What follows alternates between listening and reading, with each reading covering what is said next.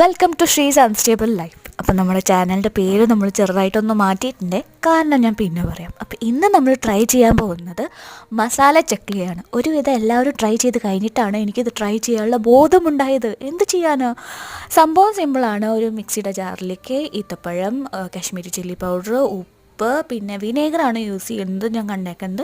പക്ഷേ ഞാനിവിടെ ലെമൺ ജ്യൂസാണ് എടുത്തേക്കുന്നത്. എല്ലാം കൂടിയിട്ട് വെള്ളം ചേർത്തിട്ട് നല്ല മഷി പോലെ അരച്ചെടുത്തിട്ട് ചക്ലിയിലേക്ക് അങ്ങനെ പരത്തി എടുത്താണ്ടല്ലോ അടിപൊളി ടേസ്റ്റാണ് കേട്ടോ. നല്ല കട്ടാമിട്ട ഫ്ലേവറാണ്.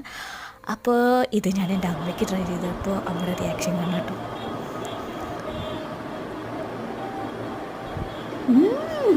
നന്നായിട്ടുണ്ട് ബൗസാവി. എനിക്ക് എൻ്റെ അമ്മേനെ ഓരോന്ന് പറഞ്ഞ് തുറപ്പിക്കില്ല പരിപാടി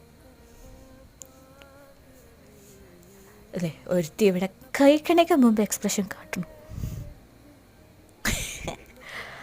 അപ്പോൾ ഇത്ര